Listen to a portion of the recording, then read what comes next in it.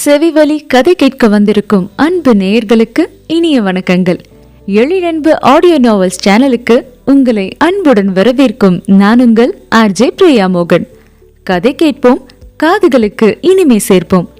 இந்த ஆடியோ நாவல் உங்களுக்கு பிடிச்சிருந்தா லைக் பண்ணுங்க, உங்க கருத்துக்களை கீழே கமெண்ட்ஸ்ல சொல்லுங்க, உங்க நண்பர்களுக்கும் ஷேர் பண்ணுங்க. நம்ம சேனலில் தொடர்ந்து கதைகளை கேட்டு மகிழ சப்ஸ்கிரைப் பண்ணுங்க. கூடவே பெல் பட்டனையும் தட்டி விடுங்க. இப்போ கதை கேட்கலாம் வாங்க. எழிலன்புவின் யுத்தம் செய்தாய் என்னுள்ளே. அத்தியாயம் 4. எமினா வாயமுடு, என்ன பேசுற என்று மகளை அதட்டினார் திருமலை. ஏமா எங்க வந்து என்ன சொல்லிக்கிட்டு இருக்க? நல்லது நடக்கிற இடத்துல இப்படி அபசகனமா பேசுவாங்க என்று கோபத்துடன் அதட்டினார் உலகநாதன். மகனை பற்றி சொன்னதை தாங்க முடியாமல் அவரின் உடலை நடுங்கிக் கொண்டிருந்தது. கோகிலா ஒரு ஓரத்தில் நின்று கண்ணீர் விட அவரை அரவணைத்து நின்று கொண்டிருந்தாள் இந்துமதி. இங்க விட்டா என்னால வேற எங்கேயும் பேச முடியாது, அதான் இங்க பேசுறேன் அலட்சியமாக சொன்னாள் மீனா. பேசாதடி பேசாத, மகளின் முதுகிலேயே அடித்தார் வனிதா. மீனாவோ எதற்கும் அசரவில்லை. அனைவரையும் எதிர்த்து விரைத்து கொண்டு நின்றாள். என் தம்பி மிலிட்டரிக்காரன் உனக்கு இப்பதான் தெரியுமோ? ஆத்திரத்துடன் கேட்டான் மகேஸ்வரன். முன்னாடியே தெரியும்தா, ஆனா அப்பெல்லாம் உங்க தம்பி அவர் பாக்குற வேலையை பிடிச்சிருக்கான்னு யாரும் கேட்கல. என்கிட்ட முன்னாடியே கேட்டிருந்தா இவ்வளவு தூரத்துக்கு வந்திருக்காது என்றாள். இறுகி போய் நின்றிருந்த மணிவர்மனின் குற்றச்சாட்டும் பார்வை திருமலை மீது படிந்தது. அவருக்கு அவமானமாக இருந்தது. அப்படியே விட்டேனா பாரு, நான் பார்த்த மாப்பிள்ளைய பிடிக்கலனா முன்னாடியே சொல்லி தொலைக்க வேண்டியதானே? ஊர் முன்னாடி நிக்க வச்சு நான் அவமானப்படுத்துவியா நீ என்று மகளிடம் ஆத்திரத்துடன் கேட்டார். நீங்க தான் என்கிட்ட கேட்கவே இல்லையேப்பா, கேட்டா நான் சொல்லியிருப்பேன். அப்படியே நான் சொல்ல முயற்சி பண்ணேன், நீங்க காது கொடுத்தே கேட்கல என்று தந்தையை குற்றம் சாட்டினாள். நல்லா இருக்கு திருமலை, ரொம்ப நல்லா இருக்கு.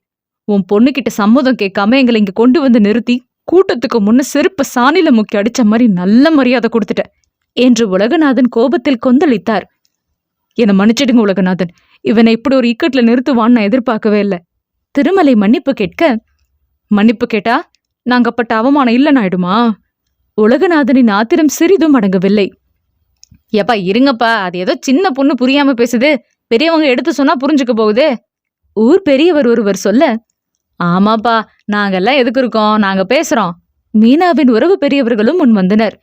இங்க பாருமா மீனா, பட்டாளத்துக்காரனாலே உயிருக்கு ஆபத்துன்னு அர்த்தம் இல்ல. ஏன் உங்க அப்பனே போலீஸ்காரன் தான், அவன் வேலையில ரிஸ்க் இல்லையா என்ன? அவன் நல்லா பொழைச்சி இப்போ உன்னை இப்படி பேசுற அளவுக்கு தைரியமான புள்ளைய வளர்த்து விட்டுருக்கான்ல, அது போல நீயும் மணிவர்மனும் நல்லா வாழுவீங்க நினமா. அதை விட்டு என்னென்னமோ பேசிக்கிட்டு இருக்க என்றவளின் தாத்தா முறையில் இருந்தவர் அதட்டினார். நீங்க சொல்றதெல்லாம் நீங்க வெளியில இருந்து பாக்குறது தாத்தா. ஒரு போலீஸ்காரன் குடும்பத்துல வாழ்ந்து பார்த்தாதான் தெரியும். ஒரு நல்ல நாளுக்கு அப்பா எங்க கூட இருக்க மாட்டார். வாரத்துல ஒரு நாள்னு கூட நாங்க குடும்பத்தோட வெளியில போனதில்ல. யூனிஃபார்ம் மாட்டிட்டு வெளியே போற அப்பா திரும்ப வீட்டுக்கு நல்லபடியா வரணுமேனு எங்க அம்மா பயப்படாத நாளே இல்ல. எங்க அம்மாவோட நிலைமை எனக்கு நாளைக்கு வர வேண்டான்னு தான் இந்த மாப்பிள்ள எனக்கு வேண்டான்னு சொல்றேன். அப்பாவாவது கண்ணு முன்னாடி இருந்தாரு. மிலிட்டரிக்கார மனுஷனை கண்ணுல பார்க்கவே மாசக்கணக்கில் காத்திருக்கணும். ஒரு நல்லதுக்கும் பார்க்க முடியாது, கெட்டதுக்கும் பார்க்க முடியாது. புள்ள பிறந்தா அதை பார்க்க கூட எப்ப வருவாங்கன்னு தெரியாது. இந்த அவஸ்தையெல்லாம் நான் பட தயாரா இல்ல. எனக்கு வரப்போற புருஷனோட வேலை உயிருக்கு ஆபத்து இல்லாத வேலையா இருக்கணும். என் கூடவே இருக்கணும். என்னை வாரத்துக்கு ஒரு முறை வெளியில கூட்டிட்டு போகணும். நல்லது கெட்டது எல்லாத்துக்கும் என் புருஷன் என் பக்கத்துல இருக்கணும். அதுக்கு இந்த ஆள் சரிப்பட்டு வரமாட்டாரு. இவரோட வேலையில உயிருக்கு என்ன உத்தரவாதம் இருக்கு சொல்லுங்க? இதோ இப்ப பாக்குற வேலைக்கே நெத்தி நாடி எல்லாம் தழும்போட இருக்காரு. இன்னும் எங்கெங்க காயம் இருக்கோ யாருக்கு தெரியும்?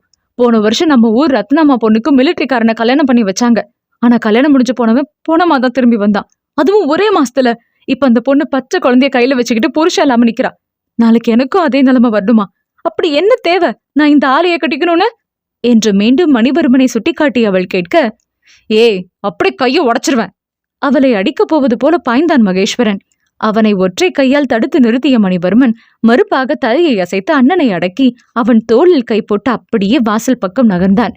அந்த நிலையிலும் நெஞ்சை நிமிர்த்தி கொண்டு குடும்பத்துடன் வெளியேறியவனை வருத்தத்துடன் பார்த்து நின்றாள் கீர்த்தனா. அதன் பிறகு ஊரார் சொந்தங்கள் எல்லாம் மீனாவை திட்டினார்கள். அம்மா அடித்தார், அப்பா அடிக்க சென்றார். இனி நீ என் பொண்ணே இல்ல என்றார். எதற்கும் அசையாமல் நின்றாள் மீனா. உனக்கு ஒரு கல்யாணத்தை பண்ணி வைக்க நினைச்சதுக்கு என்ன நல்லா அவமானப்படுத்திட்ட. இனி உனக்கு நான் மாப்பிள்ளையே பார்க்க மாட்டேன் என்று திட்டினார். நீங்க பார்க்கலன்னா நானா தேடிக்க வேண்டியதா இருக்கும், அதுதான் உங்களுக்கு வேணுமா என்று திருப்பி கேட்டாள். மகளை வெறுப்புடன் பார்த்தவர் அவள் கேட்ட மாதிரியான மாப்பிள்ளை பார்த்து தானே திருமணம் முடித்து வைத்து தன் மானத்தை காப்பாற்றிக் கொண்டார். இப்போது ஒரு குழந்தையும் பெற்று அம்மா வீட்டில் சீராடி கொண்டிருக்கிறாள். ஆனால் மணிவர்மனோ இன்னும் அதே இடத்தில் இருக்கிறான் என்று நினைத்து கீர்த்தனா வருந்த பெருமூச்சு விட்டு கொண்டிருந்த அதே நேரத்தில் அங்கே தனது அறையில் மணிவர்மனும் வருத்த பெருமூச்சு விட்டு கொண்டுதான் இருந்தான். தான் பட்ட அவமானம் எல்லாம் அவன் மனதில் ஓடிக்கொண்டிருந்தது. தான் மிலிட்டரிக்காரன் என்று நெஞ்சை நிமிர்த்தி கொண்டு சொல்வானே தவிர அதற்காக என்றுமே வருத்தப்பட்டது இல்லை. இனிமேல் வருத்தப்பட போவதும் இல்லை. ஆனால் கல்யாண சந்தையில் மிலிட்டரிக்காரனுக்கும் போலீஸ்காரனுக்கும் பெண் கிடைப்பது குதிரை கொம்புதான் போலும். அதை தன் அனுபவத்திலேயே உணர்ந்து கொண்டிருந்தான் மணிவர்மன். நடந்த கசப்பான சம்பவங்கள் எனக்கும் ஒரு திருமண வாழ்வு என்ற அவனின் ஆசையையே மழுங்கடித்திருந்தன. அன்று மீனா அவனை நிராகரித்த பிறகு உறவினர்களும் உற்றவர்களும் அவன் சார்பாக பேசினாலும் உறவினர்களில் கூட யாரும் அவனுக்கு பெண் தர முன் வரவில்லை என்பதுதான் கசப்பான உண்மை. ஊராரின் முன் தான் ஒரு பேச்சு பொருளாக நிற்க வேண்டிய நிலை வந்ததே என்று அவன் வருந்தினானே தவிர மீனாவுடன் என்ற நிச்சயத்திற்காக எல்லாம் அவன் வருந்தவில்லை. அந்த பெண் முன்பே சொல்லி இருக்கலாம் என்றுதான் நினைத்திருந்தான். அவன் ஊருக்கு வரும் முன்பே மீனாவுடன் அவனுக்கு திருமணம் பேசி முடிக்கப்பட்டிருந்தது. பெற்றவர்கள் பார்த்த சம்மதம் என்பதால் அவனும் மனம் உவந்து அந்த திருமண விஷயத்தை ஏற்றுக்கொண்டுதான் ஊருக்கு வந்து சேர்ந்தான். அவன் ஊருக்கு வந்த 2 நாட்களில் நிச்சயம் என்று முடிவு செய்யப்பட்டிருந்தது. அதற்கு முன் பெண்ணை தனியாக பார்க்க வேண்டும், பேச வேண்டும் என்றெல்லாம் அவன் நினைக்கவில்லை. தன்னை போல அவளும் சம்மதம் சொல்லியிருப்பாள் என்றுதான் நினைத்து கொண்டிருந்தான். எல்லாம் பெரியவர்கள் பேசி முடிவு செய்திருப்பார்கள் என்று மெத்தனமாக இருந்திருந்தான். ஆனால் அது எவ்வளவு பெரிய தவறு என்று மீனாவின் மூலம் அவனுக்கு புரிந்தது. அன்று நடந்த நிகழ்வை தனக்கு ஒரு பாடமாக எடுத்துக்கொண்டான். அந்த பெண்ணின் எதிர்பார்ப்பு போல்தான் மற்ற பெண்களின் எதிர்பார்ப்பும் இருக்கும் என்ற எண்ணம் மட்டும் அவனின் மனதில் வலுவாக விழுந்து போனது. அனுதினமும் எங்கும் செல்லாமல் மனைவியுடன் பின்னி பிணைந்து கிடக்கவும் நினைத்த போதெல்லாம் வெளியே சுற்றவும் அவன் ஆள் இல்லை என்று அலட்சியமாக நினைத்து கொண்டான் மணிவர்மன். தான் தனி ஒரு ஆளாக மிலிட்டரிக்காரனாக வாழ்ந்து மடிந்தாலும் பரவாயில்லை, இனி இன்னொரு பெண் தன்னை கை நீட்டி சுட்டிக்காட்டி பேசும் நிலை மட்டும் வந்துவிடவே கூடாது என்பதில் மட்டும் உறுதியாக இருந்தான்.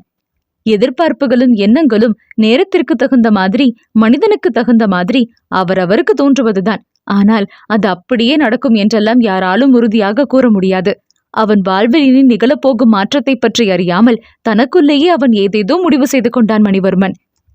மறுநாள் காலை சேலத்தில் ஒரு வேலை இருக்க அதற்காக கிளம்பிக் கொண்டிருந்தான் மணிவர்மன். கொஞ்ச நேரத்துக்கு முன்னாடி தானே மகேஷும் இந்துவும் வேலைக்கு கிளம்புனாங்க, அவங்க கூட நீயும் கார்ல போயிருக்கலாமேப்பா என்று கேட்டார் கோகிலா. அவங்க வேலையா போறாங்க, நானும் எதுக்குமா தொந்தரவா, நான் பஸ்ல போயிட்டு வரேன் என்றான். அப்பா வண்டி கூட இருக்கேடா அன்னை கேட்க, அது காலையிலே பார்த்தேம்மா, பஞ்சரா இருக்கு, அப்பா பஞ்சர் பார்க்க விடணும்னு சொன்னாரு. இப்ப என்ன நான் பஸ்ல ஏறினா ஏத்த மாட்டேன்னா சொல்ல போறான்? அவன் சின்ன சிரிப்புடன் கேட்க, என் புள்ள கஷ்டப்படாம போயிட்டு வரட்டுமே சொன்னா நொடித்து கொண்டார் கோகிலா. பஸ்ல சொகுசாதான் போயிட்டு வர போறேம்மா, அம்மானா எதுக்காவது கவலைப்பட்டுட்டே தான் இருக்கணுமா என்ன? நீங்க வேலையை இழுத்து போட்டுட்டு செய்யாம ரெஸ்ட் எடுங்க, நான் மதியம் சாப்பாடு வெளியே பாத்துக்கிறேன், போயிட்டு வரேம்மா என்று சொல்லிவிட்டு கிளம்பினான். பேருந்திற்கு காத்திருக்கும் போது அவனை பார்த்து சிலர் நலம் விசாரிப்பதும் பேச்சு கொடுப்பதுமாக இருக்க அவர்களுடன் பேசிக்கொண்டிருந்தான்.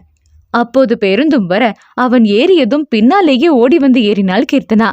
அவன் இருக்கை பார்த்து அமரப்போன போது, என்ன கீர்த்தனா, 9 மணி பஸ்ஸுக்கு வந்திருக்க, 8:30 மணி பஸ்ஸை விட்டுட்டியா என்று பேருந்தில் இருந்த ஒரு பெண்மணி கேட்க, ஆமாக்கா கொஞ்சம் வேலையா போயிடுச்சு, 8:30 பஸ்ஸை விட்டுட்டேன் என்று குரல் கேட்ட போதுதான் அவளும் அந்த பேருந்தில் ஏறி இருக்கிறாள் என்பதையே பார்த்தான்.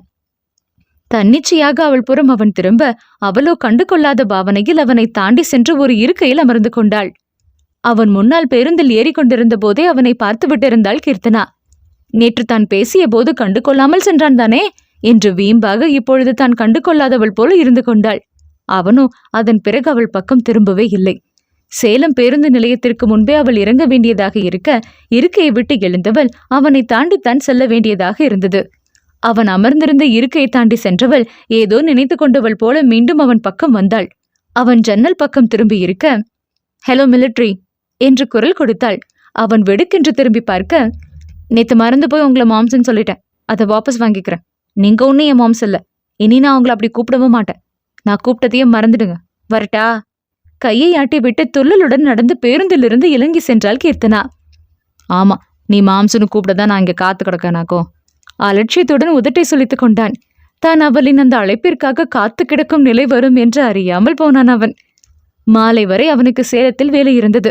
மதிய உணவை அங்கேயே ஒரு உணவகத்தில் முடித்து கொண்டான். மாலை 4 மணி அளவில் அவன் சேலம் பேருந்து நிலையத்தில் ஏறிய போது மகேஸ்வரன் அலைபேசியில் அழைத்தான். என்ன மகேஷ்? கேட்டுக்கொண்டே ஒரு இருக்கையில் அமர்ந்தான். நீ சேலத்துக்கு காலையில வந்ததா அம்மா போன்ல சொன்னாங்க, இப்ப எங்க இருக்க? கிளம்பிட்டியா? இன்னும் வேலை இருக்கா நானும் இந்துவும் இன்னும் ஒரு 1/2 மணி நேரத்துல கிளம்பிடுவோம். நீ எங்க இருக்கேன்னு சொன்னா நான் வந்து உன்னை பிக்கப் பண்ணிக்கிறேன் என்றான் மகேஸ்வரன். நான் வந்த வேலை முடிஞ்சது மகேஷ். இப்போ சேலம் பஸ் ஸ்டாண்ட்ல நம்ம ஊர் பஸ்ஸை புடிச்சு ஏறிட்டேன். நீ அண்ணிய கூட்டிட்டு ஊருக்கு போ, நான் பஸ்ல வந்துடுவேன் என்றான் மணிவர்மன். ஏன்டா, நான் இங்க தானே இருக்கேன். வேலை முடிஞ்சதுன்னா நீ நேரா பேங்க்குக்கு வந்திருக்க வேண்டியது தானே, ஒன்னா போயிருக்கலாம். இப்ப என்னன்னா அதனால ஒரு பிரச்சனையும் இல்லை, நீங்க பார்த்து வாங்க என்று அழைப்பை துண்டித்தான். சற்று நேரத்தில் பேருந்து கிளம்பியது. அடுத்து பேருந்து நிறுத்தத்தில் பேருந்து நிற்க கூட்டமாக ஆட்கள் ஏறிக்கொண்டிருந்தனர். அவர்களை ஜன்னல் வழியாக பார்த்தபடி அமர்ந்திருந்தவன் குடுகுடுவென பேருந்தை நோக்கி ஓடி வந்து கொண்டிருந்த கீர்த்தனாவை கண்டான். இவர் ரன்னிங்லே தான் ஏறி இறங்குவா போல என்று மனதுக்குள் நினைத்து கொண்டான்.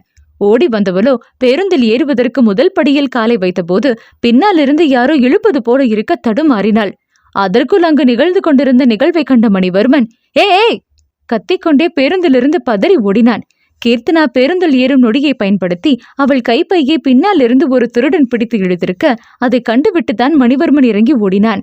கீர்த்தனா முன் படிக்கட்டில் ஏறிக்கொண்டிருக்க மணிவர்மன் பின் படிக்கட்டு அருகில் இருந்ததால் கைப்பையை பறித்து கொண்டு ஓடியவன் அந்த பக்கமாக ஓட மணிவர்மனுக்கு அவனை பிடிப்பது சுலபமாயிற்று. பட்ட பகல்ல என்ன வேலை பார்த்து வைக்கிற? அவனின் பொடனையில் ஒரு அடி போட்டவன் அவன் கையில் இருந்த கைப்பையை பறித்து கொண்டு திருடனின் கையை பின்னால் பிடித்து முறுக்கினான். இன்னும் 2 அடி நல்லா போடுங்க தம்பி, பாவம் அந்த புள்ள உளுந்துருச்சு என்றொருவர் சொல்ல திரும்பி பார்த்தான் மணிவர்மன். கைப்பையை இழுத்த வேகத்தில் படிக்கட்டிலிருந்து பின்னால் சாய்ந்து அப்படியே கீழே தரையில் பொத்தென்று அமர்ந்திருந்த கீர்த்தனாவை அங்கிருந்து பெண்கள் சிலர் தூக்கிவிட்டு கொண்டிருந்தனர். இல்ல, எனக்கு ஒன்னும் இல்ல என்று சமாளித்து எழுந்தவள் மெல்ல மணிவர்மனை நோக்கி நடந்து வந்து அவன் கையில் அகப்பட்டிருந்த திருடனின் கன்னத்தில் பலார் என்று ஒரு அறை விட்டாள். என்ன தைரியம் இருந்தா போலீஸ்காரன் பொண்ணுகிட்டே திருடி இருப்ப? உன்னை சும்மா விட மாட்டேன்டா, என் பையங்க என்று சுற்றுமுற்றும் தேடினாள். ஆத்தாடி, இவ வீராதி வீரிதான் என்று பார்வை பார்த்த மணிவர்மன் தன் கையில் இருந்து அவளின் பையை நீட்ட வேகமாக அதை பறித்து கொண்டவள் அதே வேகத்தில் பைக்குள் இருந்த கைபேசியை எடுத்து தந்தைக்கு அழைக்க ஆரம்பித்தாள். ஏற்கனவே பிடிப்பட்ட அதிர்ச்சியில் இருந்த திருடன் இப்பொழுது போலீஸ்காரனின் பெண் என்றதும் மிரண்டு பார்வை பார்த்து கொண்டிருந்தான். ஐயோ சாரி மேடம், பசி கொடுமை, சாப்பிட கூட கையில காசு இல்ல, அதான் தெரியாம மன்னிச்சிடுங்க மேடம் என்று கெஞ்ச ஆரம்பித்தான். தெரியாமையா? நல்ல திட்டம் போட்டு திருடிட்டு தெரியாமன்னு பொய்யா சொல்ற? பசின்னு காசு கேட்டிருந்தா நானே தூக்கி கொடுத்துருப்பேன்லடா, நீயே எடுத்துக்க, உனக்கு எவ்வளவு தைரியம் இருக்கணும் என்று கோபத்துடன் அவள் கேட்டுக்கொண்டிருக்கும் போதே அந்த பக்கம் அவரின் அழைப்பை தந்தை ஏற்றுவிட்டார் போலும். நடந்தது எல்லாம் தந்தையிடம் விவரித்துக் கொண்டிருந்தாள். அதற்குள் அவர்கள் செல்லவிருந்த பேருந்தின் நடத்தினர் டிராபிக் ஜாம் ஆகுதுங்க, பஸ் எடுக்க போறோம், வரவங்க வந்து ஏறுங்க என்று குரல் கொடுத்தார்.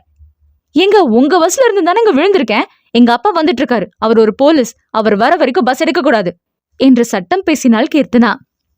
ஏமா, பஸ்ஸுக்குள்ள தகராறு நடந்தாதான் அதுக்கு நாங்க பொறுப்பு, நீதான் பஸ்ஸுக்குள்ள வர்றதுக்கு முன்னாடியே பிரச்சனை ஆயிடுச்சுல்ல, இப்ப அதுக்கு எங்களுக்கு எந்த சம்மந்தமும் இல்ல, நீ உன் பஞ்சாயத்தை தீர்த்துட்டு மெதுவா வாமா என்று நடத்துனர் தப்பித்தால் போதும் என்று விசிலை ஊதிவிட பேருந்து அங்கிருந்து நகர ஆரம்பித்தது. மணிவர்மன் இருப்பதா செல்வதா என்ற யோசனையுடன் ஒரு நொடி பார்த்தான். அகப்பட்டிருந்த திருடன் அவன் கையில் இருக்க அவனை விட்டுவிடும் உத்தேசம் அவனுக்கில்லை. தேங்க்ஸ் மிலிட்ரி, நீங்களாவது துணைக்கு இருக்கீங்களே என்று ஆறுதல் பட்டு கொண்டாள் கீர்த்தனா. இவனை பிடிச்சதுன்னா இவனை முறையா போலீஸ் ஸ்டேஷன்ல ஒப்படைக்க வேண்டியது என் பொறுப்பு, அதனாலதான் இருக்கேன் என்று விரைத்து கொண்டு சொன்னான் மணிவர்மன். திருடன் இடையிட்டு கெஞ்சியதையெல்லாம் கண்டு கொள்ளாமல் அவர்கள் பேசிக் கொண்டிருக்க சற்று நேரத்தில் காவல்துறை உடையில் அங்கே வந்தார் திருமலை.